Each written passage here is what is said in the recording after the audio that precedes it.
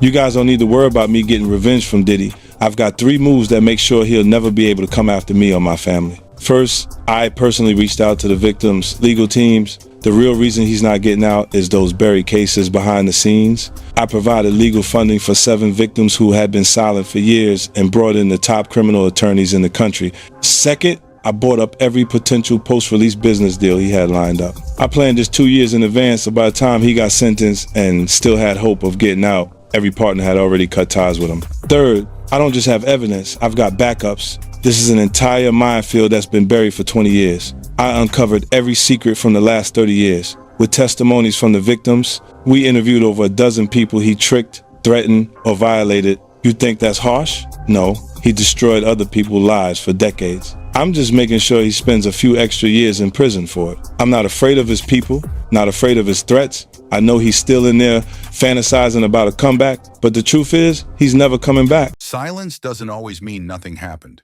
Sometimes silence is the loudest reaction of all. When the headlines exploded again, one name flooded timelines, podcasts, and news segments. Diddy. Every outlet had something to say. Every platform had an opinion. Every clip was dissected frame by frame. And yet, at the same time, another name slowly faded out of the conversation. Not because it was cleared, not because questions were answered, but because people simply stopped asking. That's where this story really begins. Because in Hollywood, noise is controlled, and silence is rarely accidental. A few years ago, this silence wouldn't have stood out. But now, with patterns repeating and old statements resurfacing, it feels different. Heavier, almost deliberate, especially when you realize how fast the industry moves on when it wants to. One day, someone dominates every headline. The next day, they're barely mentioned, not resolved, not explained, just gone. And the public assumes that means closure. But closure doesn't come from forgetting. It comes from answers. What makes this silence even stranger is who has been pointing at it. Not journalists chasing clicks, not anonymous sources hiding behind leaks, but someone who has survived the industry long enough to understand how it works. Someone who has openly mocked it, challenged it, and refused to play by its rules. 50 Cent has been saying things for years that most people laughed off. He joked, he trolled, he posted cryptic captions that felt exaggerated at the time.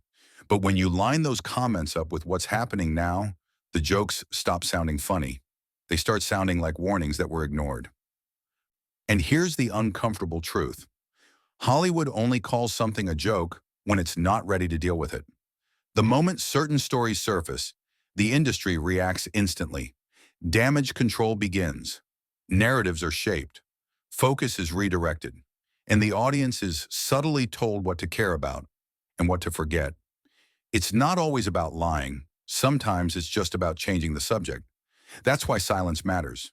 Because silence is not neutral. Silence protects someone. Think about how quickly conversations shifted.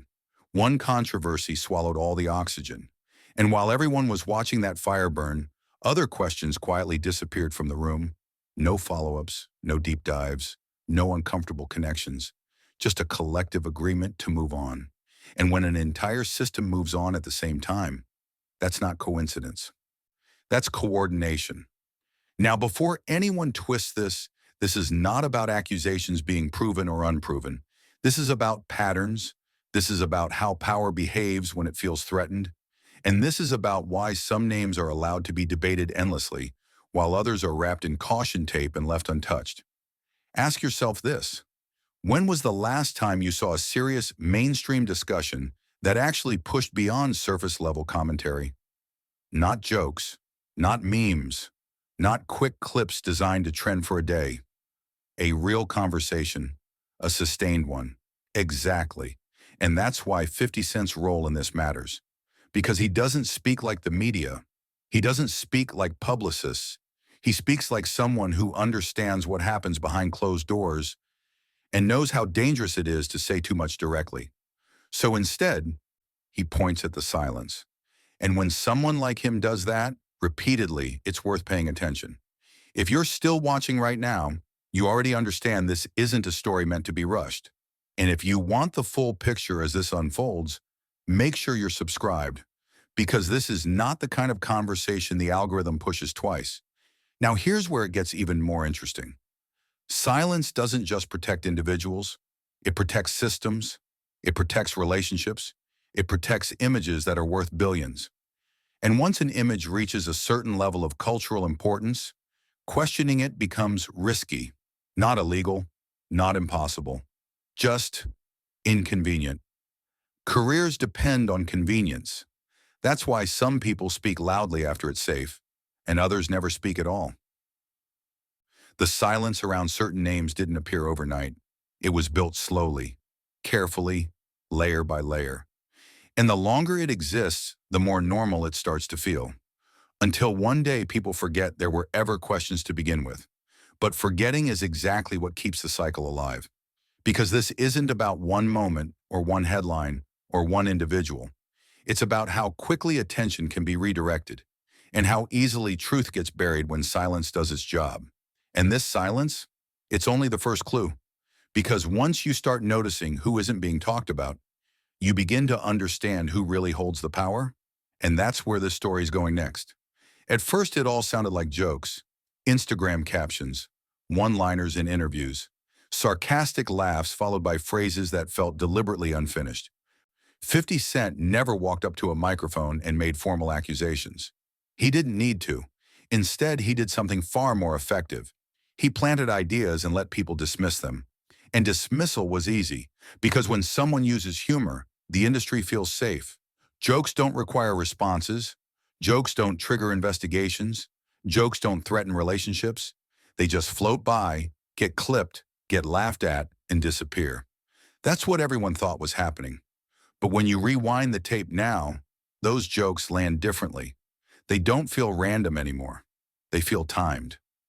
Years before certain headlines ever surfaced, 50 Cent was already circling the same names, the same rooms, the same energy. He never explained what he knew.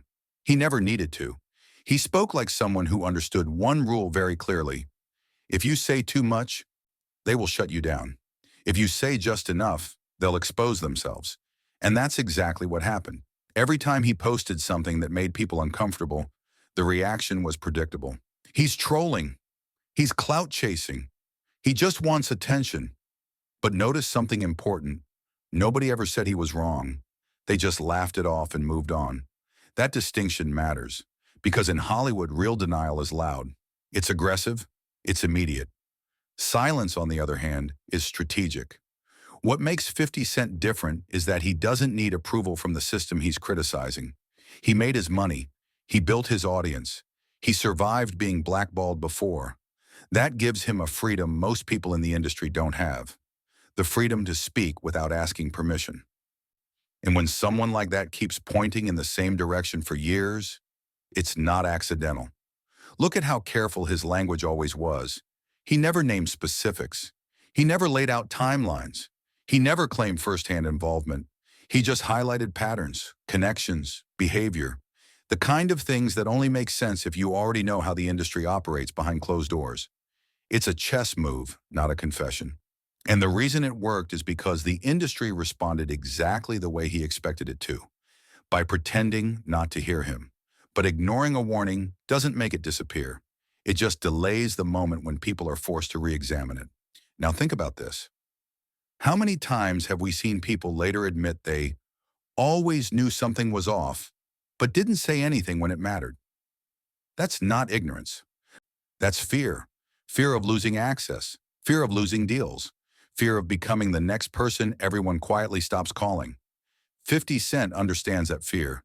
He's watched it silence people in real time. So instead of fighting the system head on, he exposed its reflexes.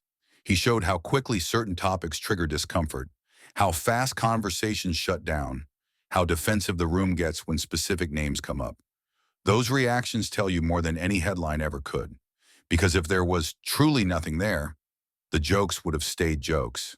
They would have faded like every other internet moment. But they didn't. They lingered. They resurfaced. And now, with everything happening today, they feel less like humor and more like foreshadowing. The uncomfortable part is realizing that the industry had years to address those warnings and chose not to. Instead, it relied on the audience's short memory. Most people don't go back.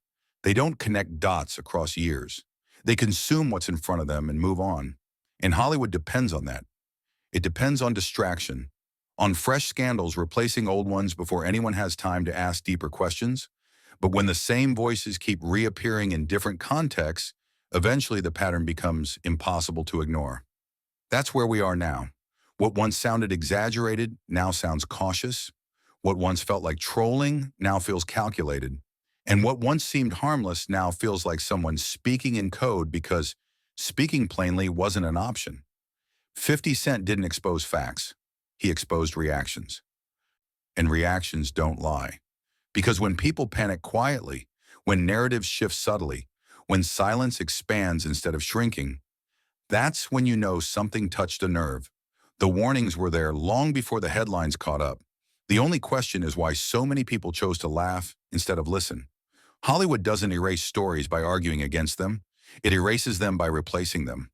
One day, a name dominates the conversation. The next day, a new headline appears, a different controversy, a louder moment. And suddenly, the old questions feel outdated, almost inappropriate to bring up again. Not because they were answered, but because attention has already moved on. This is how selective outrage works. Some scandals are stretched for months, every detail analyzed, every clip replayed, every angle explored until there's nothing left to say. Other stories barely get a full breath before they're quietly pushed aside, not denied, not corrected, just overshadowed. And the public rarely notices the difference, because outrage feels organic when it's constant. But when outrage disappears too quickly, that's when it becomes suspicious. The industry knows exactly which stories it can survive and which ones could cause real damage. The dangerous ones aren't always the most shocking. They're the ones that threaten long-standing relationships, protected images, and unspoken agreements. That's why coverage isn't about truth. It's about risk management. Watch how language changes depending on who's involved. With some people, the media becomes aggressive. Words get sharper. Tone becomes unforgiving. With others, everything softens. Alleged, unclear, complex. Suddenly, patience replaces pressure. That contrast isn't accidental. It's a reflection of power, because power doesn't just influence outcomes, it influences curiosity. It decides which questions are acceptable and which ones feel uncomfortable to ask. And once a question becomes uncomfortable, most people stop asking it altogether. This is where silence becomes valuable. Silence gives everyone room to breathe. It allows deals to continue, projects to move forward, appearances to remain unchanged. And over time, silence rewrites memory. What once felt urgent begins to feel distant. Eventually, it feels irrelevant, until something brings it back. The reason these conversations resurface is because silence is never permanent. It only works as long as no one connects the dots. But the dots are always there, waiting. Old interviews, archived posts, patterns of behavior that don't disappear just because attention moved on. And once those dots start connecting, the narrative becomes harder to control. That's when you see defensive shifts, articles reframed, discussions redirected, focus narrowed.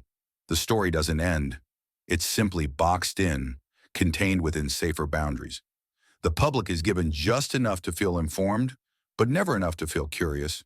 And curiosity is dangerous, because curiosity leads to questions, and questions lead to accountability. And accountability is the one thing powerful systems avoid at all costs. Think about how often people say, "Why is this coming up now?" That question itself reveals the strategy. The goal isn't to answer why, it's to suggest that timing alone makes something suspicious, that revisiting the past is somehow unfair or unnecessary. But timing doesn't create truth. It just reveals how long something was avoided. What makes this moment different is that the audience is starting to notice the pattern. People are realizing that the loudest reactions don't always point to the biggest issues. Sometimes they're just distractions, carefully placed, perfectly timed. And once you see that, you can't unsee it. The selective outrage, the controlled conversations, the sudden discomfort when certain names are mentioned. None of it happens randomly. It's all part of a system designed to protect itself. But systems depend on participation. They work because people stop paying attention. They work because silence feels easier than confrontation. They work because forgetting is more comfortable than questioning. And yet, every time these stories resurface, it proves one thing. Silence doesn't erase truth. It just delays the moment it demands to be heard. The longer something stays quiet, the louder it becomes when it returns. And this time, it's not returning alone. There are some images Hollywood will protect at any cost. Not because they're perfect, but because they're profitable. Once an image becomes symbolic, once it represents hope, success, or inspiration, it stops belonging to the public and starts belonging to the system that benefits from it. At that point, protecting the image becomes more important than questioning the reality behind it. That's when the rules change. Careers like that aren't built overnight. They're carefully shaped over decades, every role chosen, every interview polished, every public moment managed. And when something threatens that image, the response isn't panic. It's containment, because panic draws attention. Containment makes things disappear. The public rarely sees how much effort goes into maintaining a clean narrative. The press releases, the friendly interviews, the charity appearances timed just right, the stories that reinforce familiarity and trust. Over time, the image becomes so strong that questioning it feels uncomfortable, almost disrespectful. And that discomfort is powerful. It makes people second-guess themselves. It makes journalists soften their tone. It makes audiences hesitate before asking obvious questions. Not because they don't matter, but because challenging a beloved image feels like breaking an unspoken rule. That's how protection works. It doesn't look like censorship. It looks like politeness. Now think about how often certain names are described using the same words. Icon, role model, family-friendly. These labels aren't accidental. They act as shields. They frame perception before facts ever enter the room. So when something unsettling appears nearby, it doesn't stick. It slides off. The conversation quickly shifts from curiosity to reassurance, from investigation to explanation, from what happened to let's not jump to conclusions. And slowly, without anyone announcing it, the topic becomes off limits. Not banned, just discouraged. What makes this more effective is that no single person has to enforce it. The system enforces itself. Everyone knows what's at stake. Everyone understands the cost of pushing too hard. And so people self-censor, not out of loyalty, but out of survival. That's the part most people never see. Protection isn't loud. It's coordinated silence. And when someone outside that coordination starts pointing at the gaps, the response isn't to confront them directly. It's to ignore them until the audience stops listening. Because ignoring feels cleaner than arguing. But here's the problem with building an image that's strong. It becomes fragile. The more perfect it looks, the more damage even small cracks can cause. That's why questions are dangerous. Not because of what they prove, but because of what they invite. Once people start asking, they don't stop at one answer. That's why certain conversations are allowed to exist only on the surface. Acknowledge just enough to appear transparent, but never enough to invite deeper scrutiny. Give the audience something to react to so they don't go looking for more. It's a balancing act, and for a long time it worked, but silence has a side effect. It creates curiosity. Because when people sense hesitation, when they notice how carefully something is avoided, they start paying closer attention. They rewatch old clips, reread old interviews. They notice what wasn't said, not just what was. And suddenly the image doesn't feel as solid as it once did. That's when the narrative becomes harder to control. Because protection depends on belief, and belief depends on trust. Once trust starts cracking, even silence becomes suspicious. This is why the quiet matters so much. It's not just about what's missing from the conversation, it's about why it's missing. And once that question forms, it doesn't go away easily, because protected images don't collapse from accusations. They collapse from awareness, and awareness has already begun. There is always a moment when everything could change. Not the loud moments people remember, not the headlines or the viral clips, but a quieter moment, almost invisible in real time. A moment where the door to deeper questions opens just slightly and then shuts. Most people don't notice it when it happens. They only realize it later, when they look back and wonder why nothing followed. In this case, that moment didn't feel dramatic at first. It didn't come with immediate consequences or clear explanations. It arrived disguised as shock, then confusion, then entertainment. People argued over reactions, over emotions, over etiquette, over everything except the one thing that mattered most, what this moment revealed. Because moments like these don't exist in isolation. They expose pressure points. They show how quickly narratives form. They reveal who is protected by patience and who is punished by scrutiny. Watch how fast the conversation narrowed. Instead of asking what this moment said about power, influence, or long-standing relationships, the focus shifted to behavior, to apologies, to optics, to image repair. The deeper implications were quietly pushed aside, replaced by debates that felt safer, easier to manage. And once the conversation shrinks, it becomes controllable. This is how potentially explosive moments get neutralized, not by denying they happened, but by reframing them so thoroughly that the original questions no longer fit. People were encouraged to move on quickly, to forgive, to contextualize, to empathize. And empathy isn't a bad thing, unless it's used to shut down inquiry, because empathy can become an exit ramp away from accountability, away from patterns, away from uncomfortable connections. The moment passed, but the silence that followed spoke volumes. No sustained examination, no broader discussion, no serious attempt to explore what this moment might have exposed about the environment that created it. Instead, the industry breathed a collective sigh of relief and treated it as an anomaly, a glitch in an otherwise untouchable narrative. But anomalies don't feel that rehearsed. What stood out wasn't just how fast things calmed down, it was how coordinated that calm felt. Statements appeared, appearances resumed, projects continued. The machine kept moving, as if pausing for too long might invite questions nobody wanted to answer. And that's the key. Pausing is dangerous, because pauses give people time to think, and thinking leads to connections, and connections threaten narratives that rely on simplicity. So the pause never came. The moment that could have opened everything instead became a footnote, referenced occasionally but never fully unpacked. It was treated like a closed chapter, even though no one ever read past the first page. And here's the part that lingers. Moments like this don't disappear. They sit quietly in the background, waiting for context, waiting for patterns to emerge around them, waiting for people to look back and realize that what felt isolated wasn't. That's why these stories resurface years later, not as new events, but as missing pieces. Pieces that suddenly fit when the surrounding picture becomes clearer. In real time, it's easy to accept the explanation you're given. In hindsight, it's harder to ignore the questions that were never allowed to breathe. This wasn't about one action or one reaction. It was about how quickly the system closed ranks. And once you notice that, you start seeing similar responses everywhere else. The same soft language, the same urgency to move on, the same discomfort when someone tries to slow the conversation down. That moment didn't expose answers. It exposed fear.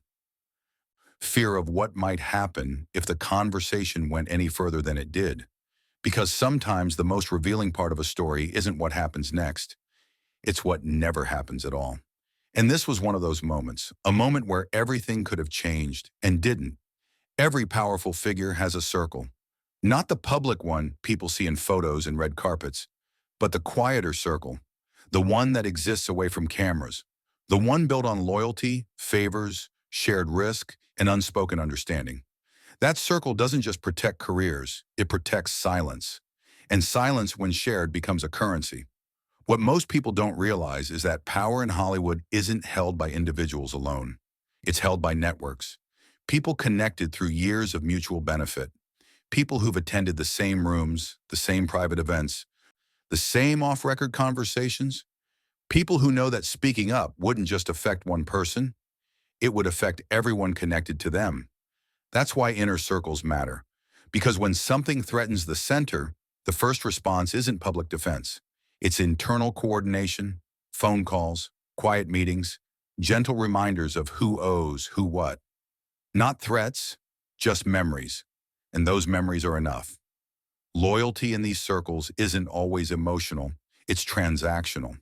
Careers were helped, doors were opened, opportunities were given at the exact moment they were needed. And when someone benefits from that, silence becomes part of the agreement, even if it was never written down. That's how protection survives without contracts. People assume silence means ignorance, but in these spaces, silence often means awareness paired with caution. It means knowing exactly how far a conversation can go before it becomes dangerous. And dangerous doesn't mean illegal, it means inconvenient. Because once someone in the circle speaks openly, the questions don't stop with them. They spread outward, to collaborators, to friends, to people who were in the room but never on camera. And suddenly, one voice becomes a chain reaction. That's what inner circles are designed to prevent. They act like shock absorbers, absorbing pressure before it reaches the surface, making sure anything unsettling stays fragmented, never forming a complete picture. This is why certain names are never mentioned together publicly, why interviews feel carefully edited even when they're supposed to be casual, why some people suddenly become unavailable when questions get too specific. It's not coincidence, it's containment. What's unsettling is how normal this becomes. Over time, silence stops feeling like a choice and starts feeling like professionalism, like discretion, like knowing how the industry works. And once silence is reframed as maturity, speaking up feels reckless. That's how the system trains itself. You don't have to be told to stay quiet when you can see what happens to people who don't. Careers slow down. Invitations stop coming. Phone calls go unanswered. Nothing dramatic enough to point to, just enough to isolate. And isolation is effective because humans fear being cut off more than being misunderstood. So the circle holds, not because everyone agrees, but because everyone understands the cost of breaking it. That's why when outsiders point at the silence, it makes people uncomfortable, because they're not exposing secrets, they're exposing structure. They're reminding everyone that silence isn't natural, it's maintained. And maintenance requires participation. This is where the illusion cracks, because once you realize silence is shared, you realize it can also be broken. Not by one explosive statement, but by patterns becoming visible. By people noticing who never speaks, who always deflects, who disappears when certain topics come up.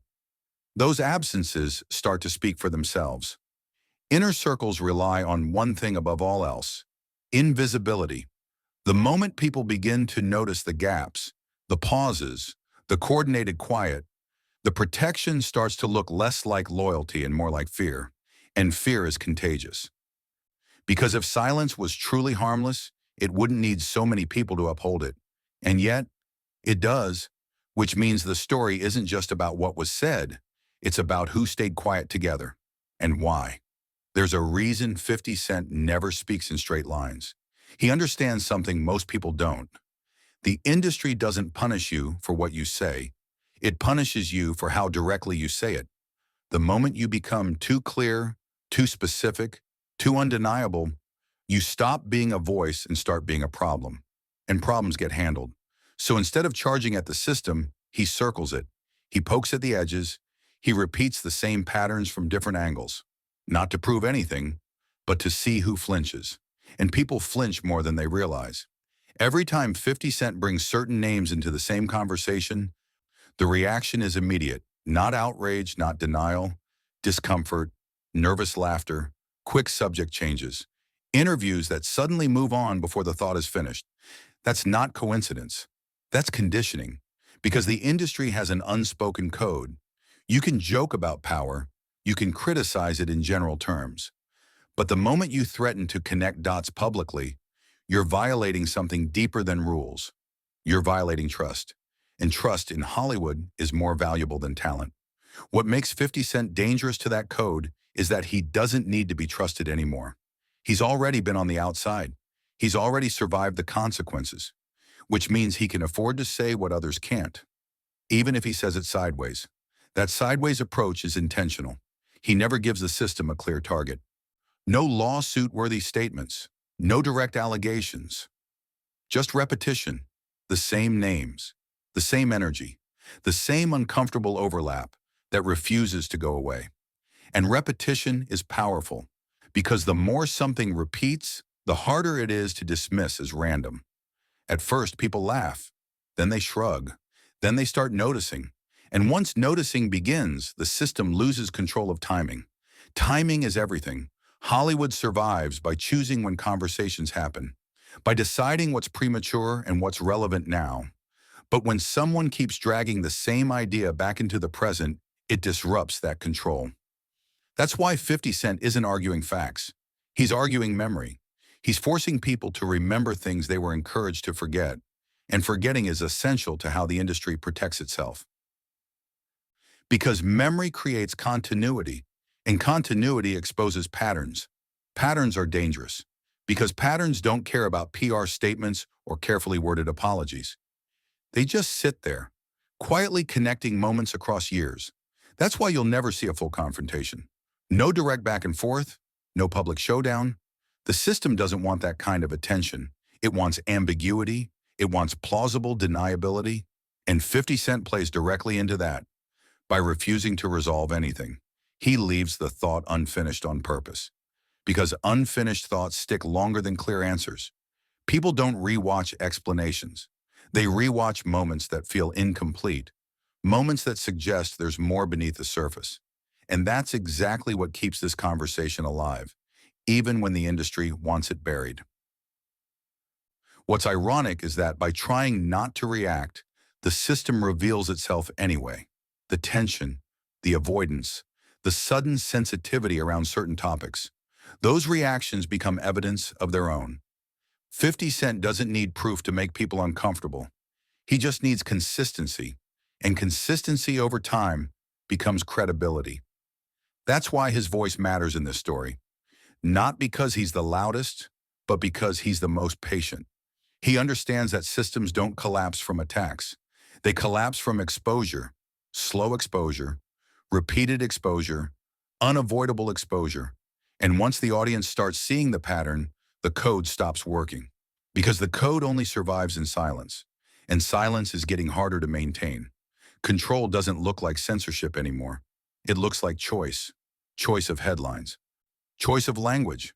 Choice of what gets amplified and what quietly disappears after one cycle. That's how narratives are managed now. No one needs to tell the media what to do. The system trained itself long ago. Editors know which stories are safe to stretch and which ones need to be handled carefully. Producers know when to pivot a conversation before it gets uncomfortable. Hosts know when to smile, nod, and move on. It's subtle, and that's why it works. Watch how certain stories are framed. The wording is never aggressive. The tone is calm. Context is emphasized before questions are allowed to form. By the time the audience realizes something feels incomplete, the segment is already over, and the next story begins. This isn't about hiding information. It's about shaping perception, giving people just enough detail to feel informed, but never enough to feel curious. Curiosity is dangerous because it doesn't stop where you want it to. That's why narratives are steered, not silenced. When a topic threatens to expand beyond control, it's redirected. A different angle is introduced. A new controversy enters the timeline. Something louder, something easier to react to emotionally. And while everyone argues about that, the original question fades, not answered, just abandoned. What's powerful about this approach is that it doesn't feel forced. It feels natural, like the news cycle doing what it always does, like attention simply moving on. But attention doesn't move on by accident when billions of dollars depend on where it rests. Every platform benefits from predictability, from knowing which stories will generate clicks without causing damage, from understanding where the invisible lines are and staying just inside them. So when a conversation starts drifting too close to those lines, it gets reframed. Suddenly, it's not about accountability. It's about public reaction, not about patterns, about personal feelings, not about power, about controversy fatigue. The substance drains out, replaced by commentary that feels safe to consume. And most people don't notice the switch, because the goal isn't to convince you of a lie, it's to exhaust you with alternatives. Eventually, people stop asking deeper questions, not because they're satisfied, but because they're tired. Tired of chasing clarity that never arrives. Tired of feeling like they're overthinking something everyone else has already moved past. That's when narrative control is complete. Because once the audience self-regulates, the system doesn't have to. What makes this moment different is that some viewers aren't moving on anymore. They're noticing how often stories end without conclusions, how often the same names are handled with caution, how quickly conversations feel redirected the moment they start connecting dots. That awareness is new, and it's uncomfortable, because once you see narrative steering, you start questioning everything around it. Why certain interviews feel edited before they even air. Why some questions are never asked twice. Why silence follows moments that should have led to more. And that's the risk the system can't fully manage. You can steer a narrative. You can delay a conversation, but you can't control what people notice once patterns become visible. That's when control shifts. Not to the loudest voices, but to the most observant ones. Because once someone realizes they're being guided away from something, curiosity comes back stronger than before. And curiosity doesn't follow scripts. It follows gaps. And right now, there are too many gaps to ignore. Silence doesn't come for free. It's negotiated, signed, reinforced, sometimes quietly, sometimes legally. And once it's in place, it becomes heavier than truth itself. Most people imagine non-disclosure agreements as paperwork, boring contracts buried in legal language. But in reality, they're leverage. They're reminders. They're a way of turning memory into liability. Once you sign, what you know becomes something you're punished for remembering out loud. And that changes everything, because silence backed by law doesn't feel like a choice anymore. It feels like survival, but NDAs are only part of the equation. The rest is built on favors, opportunities, access, invitations that arrive at the exact right moment. Careers don't just grow upward in this industry. They're guided, nudged, accelerated when cooperation is rewarded. And when cooperation is rewarded long enough, silence becomes instinct. People don't have to be told what not to say. They already know. The fear isn't always about being sued. It's about being replaced, forgotten, slowly pushed out of rooms you spent years trying to enter. And in an industry where visibility is everything, invisibility feels like punishment. So people stay quiet, not because they agree, but because they calculate. They calculate what speaking up would cost versus what staying silent preserves. And when silence protects income, reputation, in future access, the math becomes simple. That's how entire rooms can know something, and no one says a word. What makes this even more effective is that fear doesn't have to be explicit. No threats, no ultimatums, just examples. People watch what happens to others who speak too freely, how quickly their credibility gets questioned, how their name stops circulating, how support fades, and the lesson spreads without a single warning being issued. This is why breaking silence is rare. Not because people don't want to, but because they understand the system they're up against. They know that once you speak, you can't unspeak, and the consequences don't arrive all at once. They arrive slowly, quietly, disguised as coincidence. That kind of pressure doesn't create whistleblowers. It creates patience. People wait. They tell themselves the moment isn't right, that more proof is needed, that someone else will speak first. And while everyone waits, silence grows stronger until years pass. And by then, the story feels old, complicated, easier to ignore than confront. That's the design. What's different now is that people are starting to recognize the structure behind that silence. They're noticing how often legal language and professional caution appear right where curiosity should be. How often conversations stop not because there's nothing more to say, but because saying more would be risky. And once you see that, it's hard to unsee, because fear leaves patterns, and favors leave trails. Silence isn't empty, it's full of reasons. And the longer it holds, the more those reasons start to reveal themselves. Not through confessions, but through cracks. Speaking up sounds brave in theory. In reality, it's expensive. Not immediately, not in ways that make headlines, but slowly, quietly, in places most people never see. The cost doesn't arrive as a single consequence. It arrives as a pattern of losses that are easy to dismiss one by one. A call that doesn't get returned, a meeting that gets postponed indefinitely, a project that suddenly goes in a different direction, nothing dramatic enough to point at, just enough to feel it. That's how the price of speaking up is structured. It's designed to look like coincidence, to feel like bad timing, to make the person questioning themselves wonder if they imagined the connection at all. And that uncertainty is the real punishment. Because once someone starts doubting their own instincts, they stop trusting their voice. They get quieter, more careful. They learn how to survive instead of how to speak. This is why the industry doesn't need to threaten people openly. The examples already exist. Everyone has seen someone fall out of favor. Everyone has watched a name slowly disappear from conversations without explanation. And everyone understands what that disappearance means. So when someone considers speaking up, they're not just thinking about truth. They're thinking about rent, about family, about the years they spent building something that could vanish overnight. Silence becomes rational. And what about the people who do speak?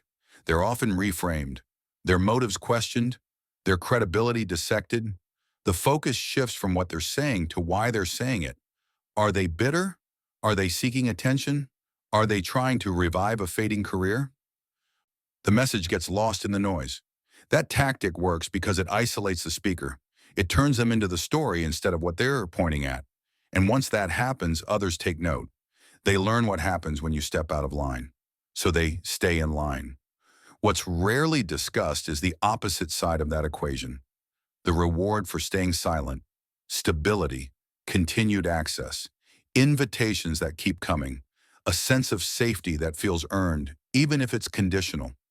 Silence doesn't just avoid punishment, it earns protection. And protection feels like success.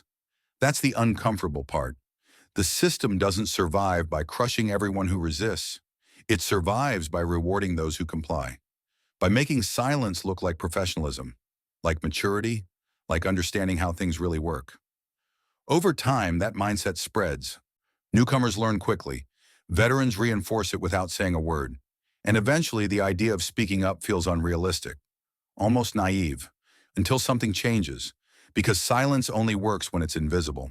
The moment people start noticing how often voices disappear, how frequently stories stall, how consistently the same patterns repeat, the cost-benefit calculation begins to shift. People start asking different questions. Not why did they speak, but why does speaking cost so much? That question is dangerous because it flips the focus away from the individual and onto the system. And systems don't like being examined. They prefer to be felt, not named. The people who spoke and paid the price weren't reckless. They were early. And history has a way of catching up to systems that rely too heavily on silence. Because eventually the cost of staying quiet becomes higher than the cost of telling the truth. And when that balance shifts, everything changes. By the time people realize it's a pattern, it's usually too late to pretend it was random. Because patterns don't announce themselves. They reveal themselves slowly, across years, across different names, different moments, different scandals that were never supposed to be connected. Each one looks isolated on its own, easy to explain away, easy to forget until you line them up. Then the shape becomes impossible to ignore. The same rise, the same protection, the same silence, the same disappearing questions, over and over again. This is why focusing on a single case is never enough. Systems don't survive on one event, they survive on repetition. On doing the same thing so many times that it starts to feel normal, expected, boring even. And boredom is powerful, because once people are bored, they stop digging, they stop revisiting. They accept surface-level explanations just to move on. That's how patterns hide, not in darkness, but in plain sight. Look closely and you'll notice how familiar the cycle feels. Something happens. Attention spikes. Carefully worded responses appear. The conversation shifts. Time passes, and nothing really changes. Different faces, same outcome. That's not coincidence. That's a blueprint. The blueprint doesn't require everyone to agree. It just requires enough people to act predictably. Media follows access. Access follows power. Power follows silence. And silence reinforces power. Round and round it goes. What's dangerous about patterns is that once they're exposed, they can't be unexposed. You can deny a claim. You can challenge a source. But you can't argue with repetition. You can't unsee consistency once it's there. That's why the strongest defense isn't denial. It's fragmentation. Keep stories separate. Keep timelines short. Keep conversations emotional instead of analytical. Because emotion burns fast. Analysis lasts. And lately, more people are analyzing. They're noticing how often accountability stops halfway, how often responsibility dissolves into vagueness, how often powerful systems survive storms that would have destroyed anyone without protection. And that realization changes how every past story is remembered. Moments that once felt resolved suddenly feel unfinished. Explanations that once sounded reasonable now feel incomplete. Silence that once felt respectful now feels strategic. That's when the past comes back, not as nostalgia, but as evidence. This is the stage systems fear the most, not exposure, but recognition. The moment when enough people independently reach the same conclusion without being told what to think. Because once a pattern is recognized, it no longer belongs to the system. It belongs to the audience. And audiences don't need permission to connect dots. They don't need access. They don't need approval. They just need time.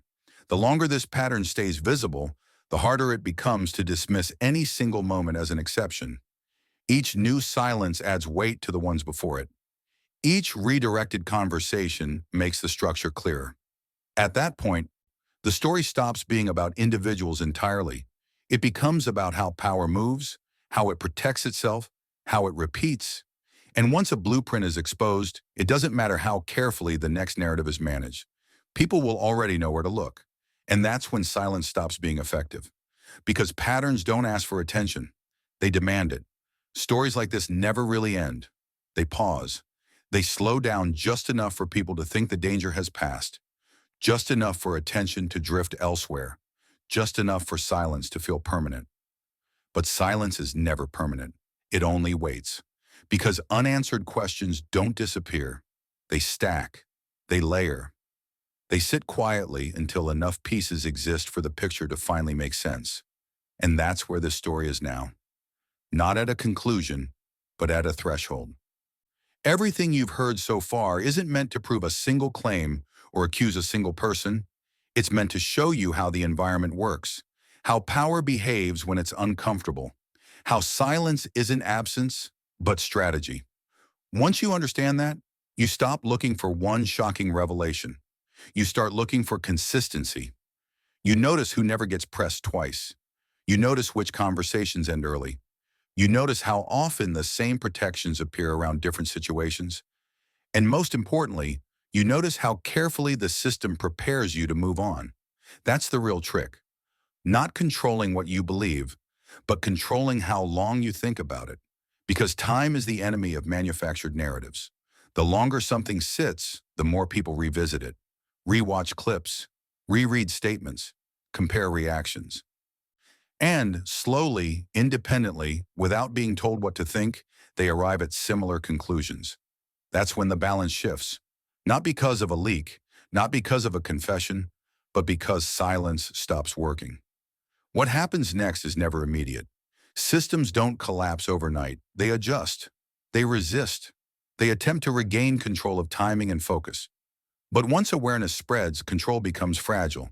And fragility is dangerous for systems built on image. The reason this story continues is because too many people now recognize the pattern to unsee it. Too many moments feel unfinished. Too many reactions feel rehearsed. Too many absences feel intentional. That awareness doesn't fade. It grows. And the next phase of this story won't begin with a headline. It will begin with pressure. With questions that don't disappear after one news cycle. With audiences refusing to accept silence as an answer. Because once people understand how silence is used, they stop mistaking it for innocence. They start treating it as evidence. This isn't the end of the conversation. It's the point where the conversation becomes unavoidable. And what comes next won't be controlled by the people who benefited from the quiet. It will be shaped by the people who finally noticed it. The silence has done its job. Now it's starting to talk.